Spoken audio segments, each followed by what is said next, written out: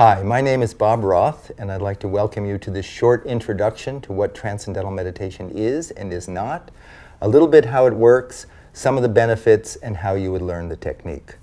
So we're all on the same page. I want to start right off with a very simple working definition of Transcendental Meditation. Number one, TM is a very simple technique. It's simple, not because it's simplistic or a beginner's meditation, but because there's an elegant simplicity to the practice. Very profound, elegant simplicity to the practice. Number two, it's natural. There's no manipulation, there's no suggestion. Every human being can practice Transcendental Meditation as well as every other human being. Very simple to learn and very enjoyable to practice. Number three, it's effortless. Effortless in contrast to many other meditation techniques which involve concentration or control of the mind, trying to clear the mind of thoughts. This is completely effortless, as we'll see in a few moments. It's practiced 20 minutes twice a day, sitting comfortably in a chair with your eyes closed. It can be done, on a train, it can be done on an airplane, it can be done in a car if someone else is driving. But it can be just done, it's just done sitting comfortably. It's a silent technique with your eyes closed. And this is what it's not. It's not a philosophy. I have no philosophy for you. When you learn Transcendental Meditation, no one's going to give you a TM philosophy of life. There's no philosophy whatsoever. It doesn't involve any change in lifestyle. You don't change your diet or anything. And the third thing is there's nothing to believe in. I want to emphasize that because sometimes people think, oh, when I learn to meditate, I have to believe in it for it to work. You can be 100% skeptical and the technique works just as well, the benefits are just as profound, as if you went into this thing thinking, oh, I believe in meditation, it's going to work. So there's no belief whatsoever. So to understand what Transcendental Meditation is, and to understand how it compares to other forms of meditation or self-development, I like to use the metaphor or the analogy of an ocean. You're on a small boat, you're in the middle of the ocean, out in the middle of the ocean, and all of a sudden you get these huge swells, these huge 40, 60-foot high waves, and you could think, oh my God, the whole ocean is in upheaval. Well, not really, because if you do a cross-section of the ocean, you see these little 40-foot high waves, and the ocean is like, in reality, a mile deep. And the ocean is active on the surface, but at the depth of the ocean, it is naturally silent. And it doesn't matter if those waves are 200-foot high waves. At the depth of the ocean, untouched, it is naturally silent. That's the nature of the ocean. Active on the surface, silent at its depth. And the analogy is our mind. The surface of our mind is the active thinking mind. All the things that we're thinking about all during the day. It's like the waves on the surface of the ocean. And I like to call it the gotta mind. I gotta do this, and I gotta do that, and I gotta call him, and I gotta call her, and I gotta make a list, and I gotta find the list, and I gotta make a new list, and I gotta get going, and I gotta slow down, and I gotta get to sleep, and I gotta wake up. I'm sure everybody's had a gotta mind at some point. And there's a natural inclination, a natural desire to have some inner calm, some inner clarity, some inner focus, some inner inspiration, some inner peace, some inner happiness. Natural. And the operative word there is inner. And the question is, where is that inner, and how do we get it? How do we get there? Deep within every human being, the mind of every human being, deep within all of us, is a level of the mind that is already calm, already settled, already wide awake. The ancient meditation texts use very big words. They say it's a source of our unbounded creativity, unbounded intelligence, happiness, focus, clarity. It's there. It was there. If it's there, it was there yesterday, it's there right now, it'll be there tomorrow. We've just lost access to it. We're stuck up here. We're stuck up on the surface gotta level. And Transcendental Meditation is a simple, natural, effortless technique that allows the active thinking mind to just, all of it, to just settle down and experience quieter levels of thought and quieter levels of thought, and then experience what has been called the source of thought, or the unified field of consciousness, or transcendent level of the mind, pure consciousness, within every human being. Now here's a question. How do we know during transcendental meditation that that's actually happening? How do we know something substantive is taking place? That we're not just imagining this? And we know from science. And why do we know from science? Because we know from science mind and body are not just interconnected. In many regards, mind and body are basically one. And if it's true that during transcendental meditation, your mind is just effortlessly, comfortably settling down, experience quieter and quieter levels of the mind, and then experiencing that source of thought, it must show up in a very profound and dramatic way during the meditation, and it must show up in the body. And I'm not going to go into all the details here. This is just a quick survey, but you can go to tm.org. You can go to all the research that's been done. But basically what the research shows is that during transcendental meditation, your body gains a state of rest and relaxation in many regards deeper than the deepest part of deep sleep. And what that deep rest does, it allows the buildup of stress, fatigue, tension, anxiety to be dissolved, to be eliminated. When we get a state of deep rest, as I said, that allows the body to repair itself. There's a hormone, probably some of you have heard of, called cortisol. Cortisol is secreted by the adrenal glands, which sit on the kidneys, when we're anxious. So when we're anxious, the body secretes cortisol, and then when we secrete cortisol, we feel more anxious. It becomes this vicious cycle. Then we feel more anxious, more cortisol, more anxious, more cortisol. We get a good night's sleep, cortisol levels drop a bit. That's why we wake up feeling fresher in the morning. Research shows that 20 minutes of transcendental meditation, cortisol levels drop 30%. It's a significant reduction in this production of this anxiety hormone. Serotonin levels, a neurotransmitter, which is so-called the happiness neurotransmitter. There's an increase in serotonin. There's an increase in another hormone called prolactin, which is present when there's a feeling of well-being. Other research shows the results of this, the benefits of this, is a significant reduction in high blood pressure, in cholesterol, reduction in risk of heart attack, stroke, atherosclerosis, a reduction in all sorts of range of disorders like bipolar disorder, trait anxiety. In the last 40 years, there have been over 340 scientific studies published in independent peer-reviewed journals, including the American Medical Association's Journal, Archives of Internal Medicine, the American Heart Association's Journal, Stroke and Hypertension. Wide range of some of the most respected journals in the world have published research on transcendental meditation. The National Institutes of Health have provided $26 million to study the effects of transcendental meditation on stress and heart health.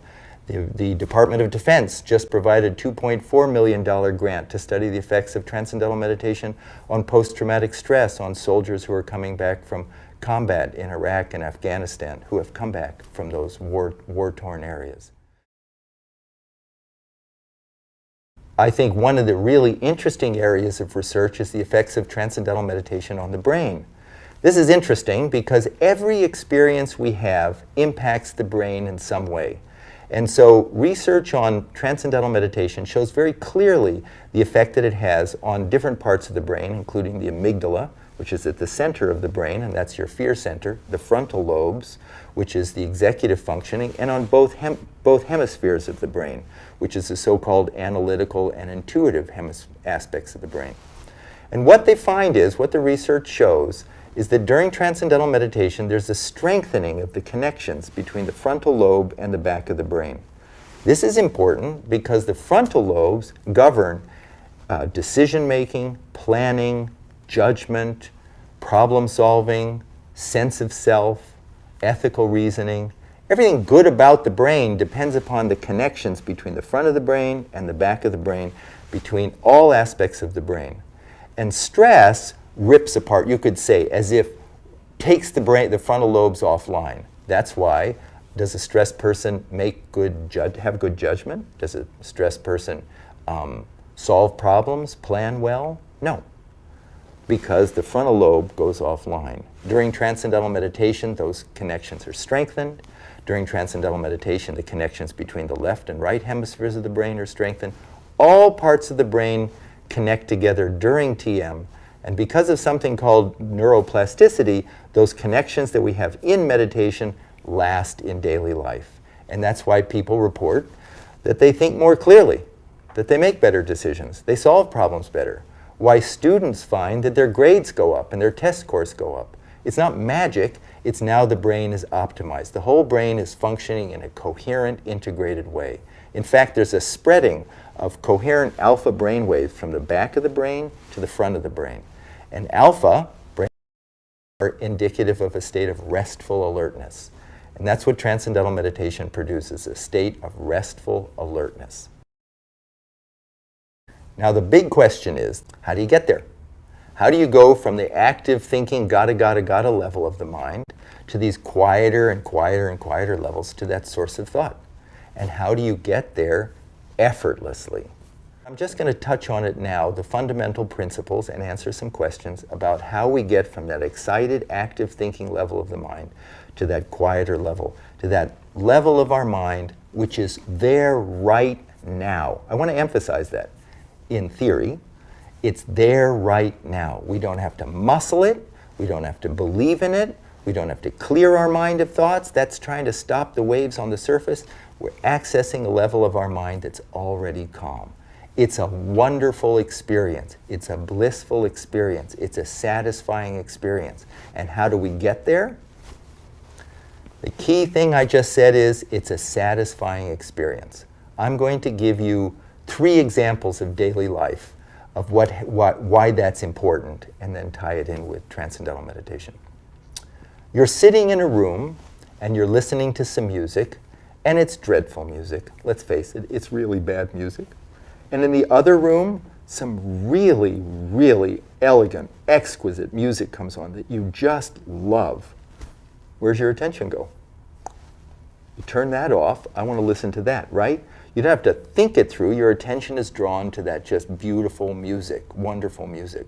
Or you're at a dinner party and you're stuck in a corner somewhere and you're in a really boring conversation, and just a few feet away you can overhear a really interesting conversation. Where's your attention go? You're trying to pay attention, but you keep being drawn to that more fascinating conversation. Or, third example, you go on a vacation and you have 2 books. And the first book is boring, you can't read it. The second book is great, you're absorbed in it. Hours fly by.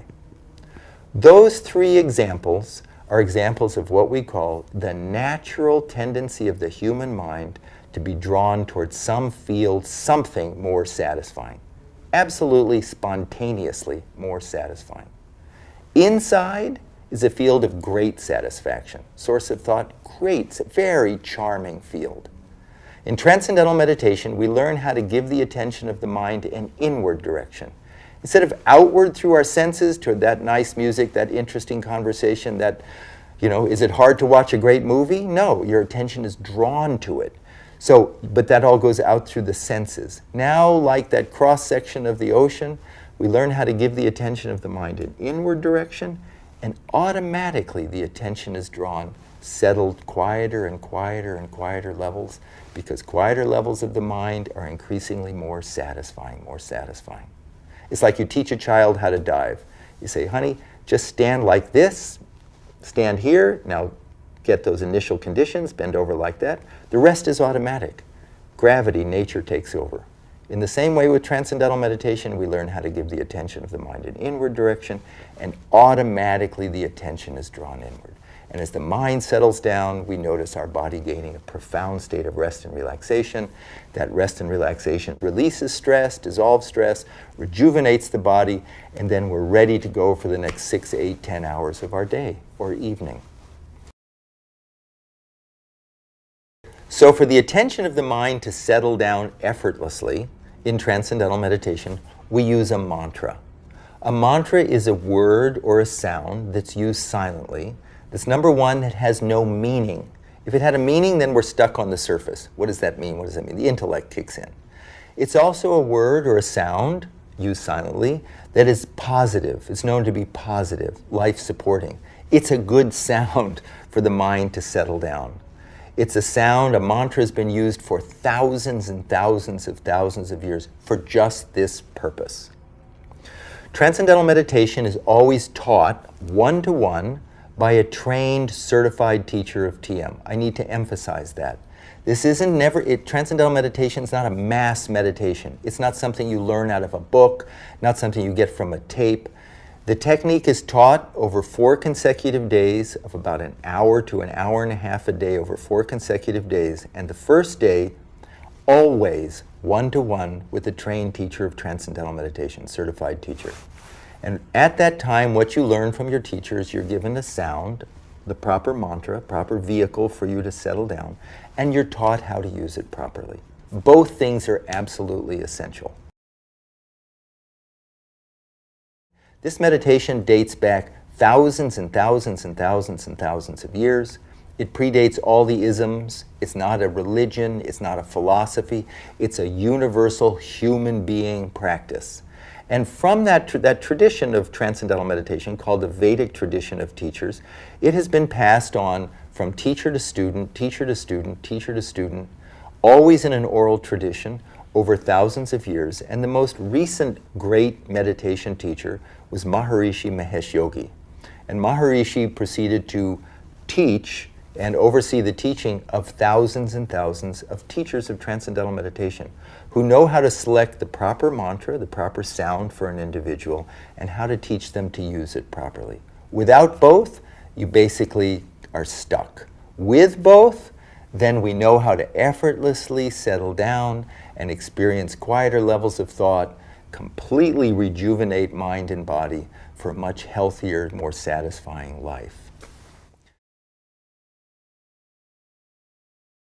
How does this differ from other forms of meditation? And for this, we look back to scientific research. Because as I said, research shows that every experience changes the brain. And basically, we know from science that there are 3 different major types of meditation. The first type of meditation is called focused attention. And focused attention is something like Zazen meditation or Vipassana meditation, any meditation that involves some concentration or control of the mind, trying to clear your mind of thought, trying to concentrate on your breath. It's like trying to stop the waves from moving. It's trying to stop the wave on the surface. So it's a focus, it's a concentration. The second type of meditation is called open monitoring. And that's a mindfulness form of meditation. And that's really how to emotionally disengage and just observe and be present and mindful of your environment or mindful of your thoughts. And that would just be like observing the rise and fall of the waves on the surface of your mind. Transcendental meditation does not involve any concentration, and it's not just an observational tool. It's an actual technique called automatic self-transcending, which allows the active thinking mind to experience quieter and quieter levels of thought, and then transcend thought and experience the self, experience our own unbounded nature.